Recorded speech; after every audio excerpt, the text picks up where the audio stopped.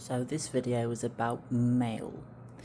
So there's quite a lot to discuss when we're talking about mail for the medieval period. So I have this mail hauberk here. It's really supposed to be a haubergeon, but I'm not done tailoring it. However, I'm going to get straight to the point. So in the case of mail, often when we're talking about medieval mail, for people in the historical community, this is what they imagine. This sort of mail you see here, that's just this sort of flat,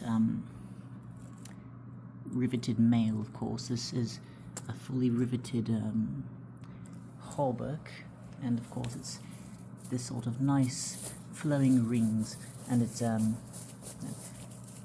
feels very much like a mesh.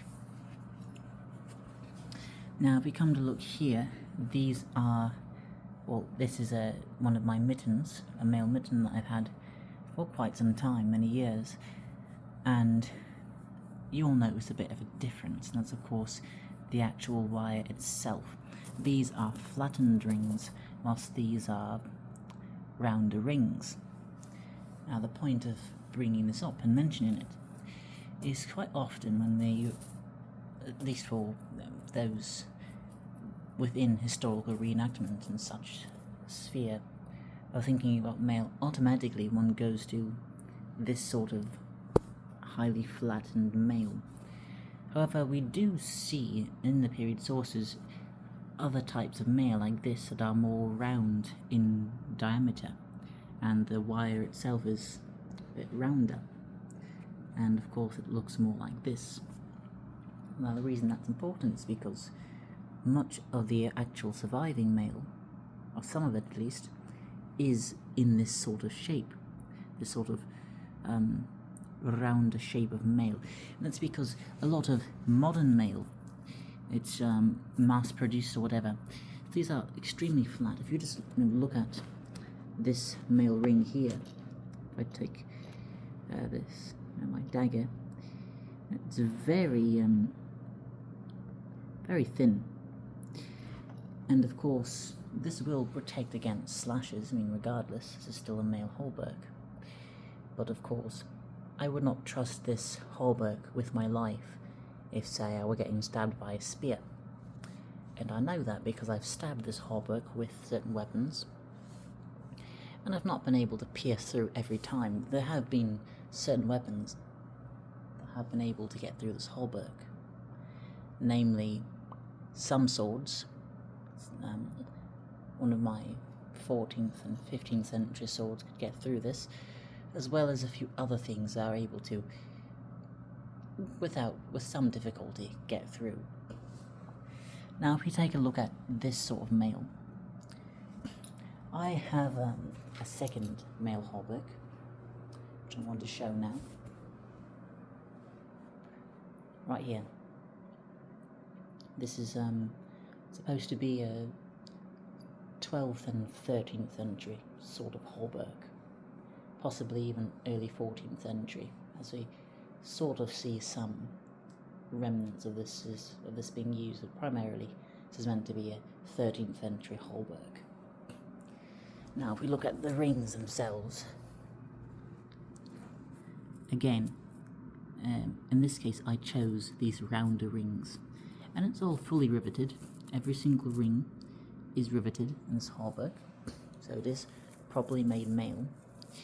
But this these rounder rings have more heft to them, and the reason I've chosen that is because in my experience, these rounder rings are just generally stronger.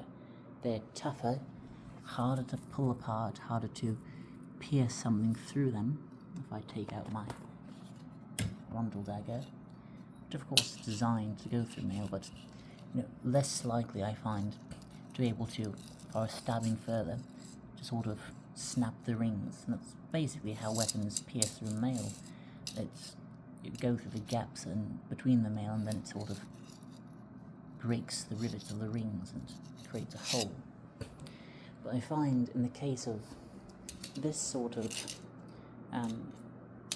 rounder male for it to be less the case. And there's a bit of rust here. And the reason I mention that, and the reason I have both styles of hardwork here, is because we do see both of these in medieval survivals. Medieval art doesn't really tell us anything about the shape of the wire. But the reason I mention that is because for the 12th and 13th centuries in particular, mail is the primary armour. It is the main armour that's being worn compared to later on in the 14th and 15th centuries. Mail is not the primary armour, plate is, and mail is just filling in the gaps. So one would have more incentive to make it flatter, smoother, and more lighter in general, because it's not the primary armour. My conjecture is that for this being the primary armour for, say, the 13th century, that this ring type is more appropriate. And I've done a search in the past weeks of different reenactors with their male hauberks and their male armours.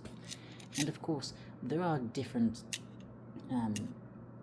there are reenactors that have both types. Of course, I've seen some with this flat-ringed mail in a 13th century harness, and I've seen some with this, very similar to mine, and mine is based on a historical example. I think it was found in Serbia, or somewhere in the Balkans. There is a video actually showing the mail that I will put in the comments. However, regardless of that, this is a primary armour, and this is a mail that I would much more trust my life to in a battle than to say this. And this hauberk I've had for years, and it served its purpose quite well. I'm not certain that this would stand up to all the weapons on the 13th century battlefield as well as this hauberk. Obviously it has the integrated coif and the bloody mittens, but that's beside the point. And of course, it's a mix of both. My Scholzes, ignore that rusty mail coif whatever, but my Scholzes are flat mail. So it is a matter of both. I do have both in my 13th century kit, as of course the Scholzes are flat-ringed mail, but that is simply my ramble upon the differences between these two, as there's not really any discussion upon this matter when discussing mail by most people. Of course, even visually one can see the difference. Honestly, this looks more dense. If I'm just looking at it in general, and that's partially because the ring size, I believe, is possibly smaller. I'm not actually sure. If you get some the actual, and the ring size is smaller. So here's a portion of this is just extra mail, spares for to repair that, but the ring size is smaller. So that is one thing, but also just in general, this does look more dense compared to this, whereas it's relatively quite open compared to that.